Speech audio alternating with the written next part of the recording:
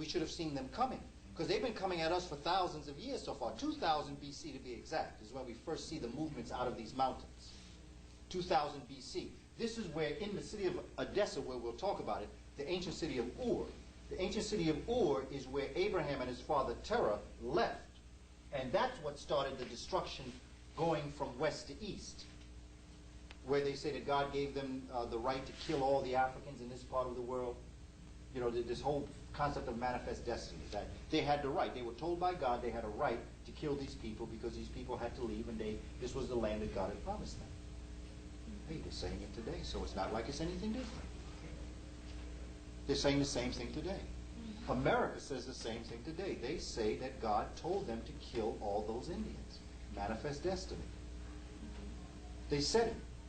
Oral Roberts said that God told him that if his followers didn't give him $1 million, God was going to kill him.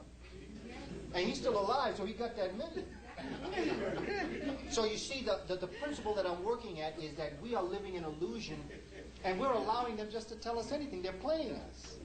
And we're just letting it happen. And what I'm saying is that you present this information, if it makes a common sense to you. See, this is why I never go by trying to convince or persuade. I try to make us think. And I try to lay it out in a chronology that you can see one step in front of the other, because if you can see the common sense approach to how we find ourselves in this position, you can backstep out of it too. But you can't backstep out if you don't know what the step behind you was.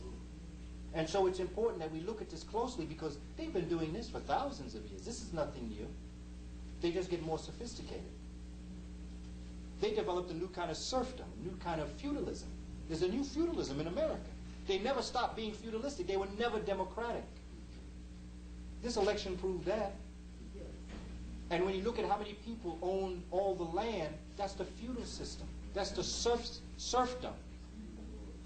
The feudal lords. Really what you're dealing with more than anything else is only by matter of degree.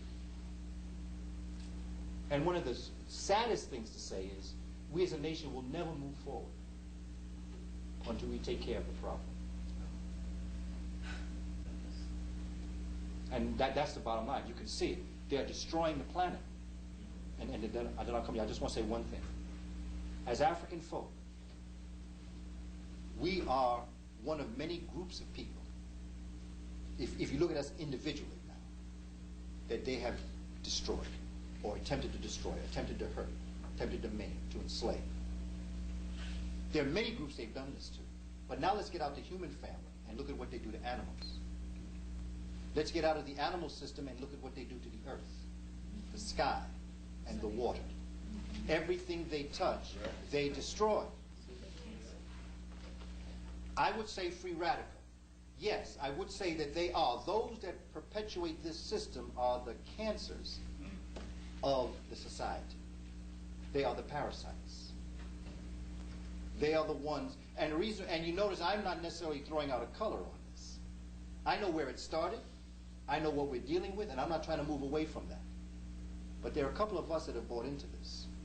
And everywhere that I see our history, wherever we are, from Kemet to the Moors, to the Caribbean, to today, whenever you see them take advantage of us, if you take one step back, you see us fighting amongst ourselves. They could never do this if we didn't fight amongst ourselves. It is to their best interest to keep us fighting each other, whether it be over our, like the Willie Lynch syndrome, color of the skin color, the hair texture, the width of the nose. Okay, now we could have brothers and sisters got every different kind of look, yet we in our own families sometimes have these divisions. But I'm not going to say that to take away from the original problem. And the original problem is the way in which peoples of European descent descended back down into the southern lands, and the ways in which they went to war with the peoples of color. And one of the wars that we're focusing on this time are the Crusades. My brother, please. I just wanted to ask, which one of the maps was the world known as Asia? Which period of time? From these maps to this map, maybe there's another map underneath that the world was considered Asia. I am not too fluent in that, because I've not really come upon information when the world was considered Asia. I've seen places where the world was called things far more generic or open than calling it a name. like I know Patah. I've heard it called a lot of different things, but I personally, and I'm sure it has been called Asia, because I've heard a lot of different information on that, but I'm not too fluent on that. Does anybody else have an answer to that? Because if you do, please, because like I'll tell you in a minute, I don't know everything. And that's one of my strengths, because I'll tell you when I don't. I don't have an answer, but the Honorable Elijah Muhammad taught that. You know. Okay. Yeah, that's where that comes from. Okay. Did he give a time limit to it? Because if I could know the time limit he gave it, I then might be able to tell you what math might be. Was he talking about ancient times? Ancient times, yeah. Okay. Yeah. Oh, the Asiatic background. Right. Yes. Yeah. Yeah, it was the oldest continent, because the other continents are new continents. Okay.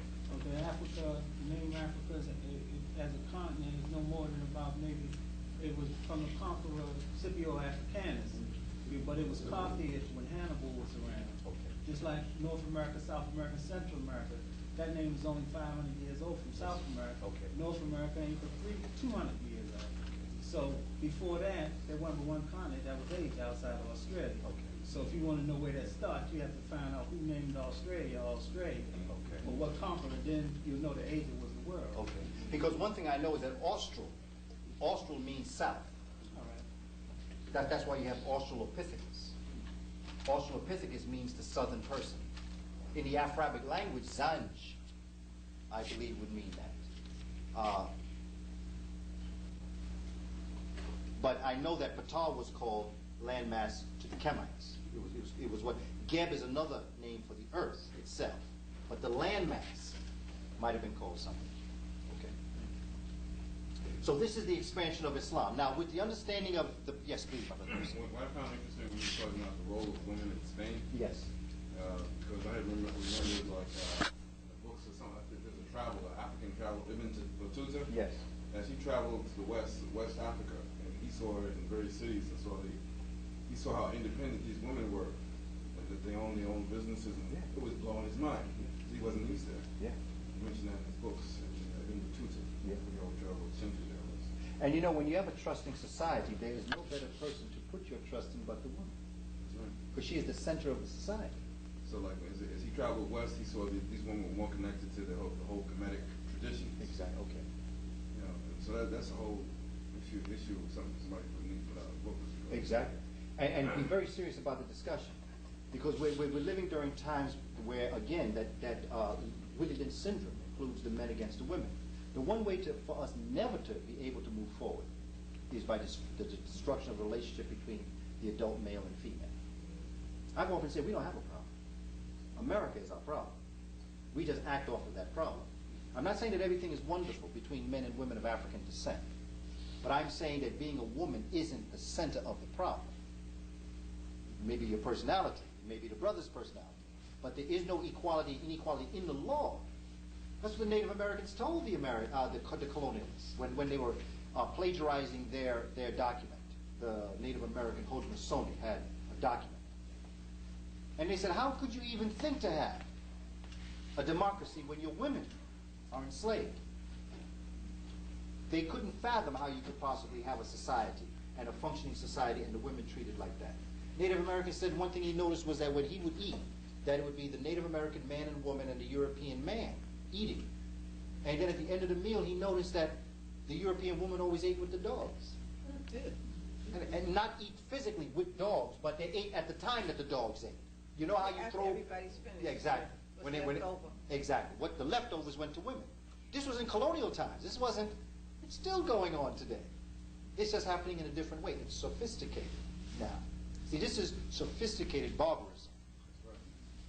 It's still barbarism. It's just sophisticated. This last election was a sophisticated, peaceful coup. A high-tech coup. That was a coup that they did there. Even Robert Mugabe said he thinks he's going to come to the next elections to observe.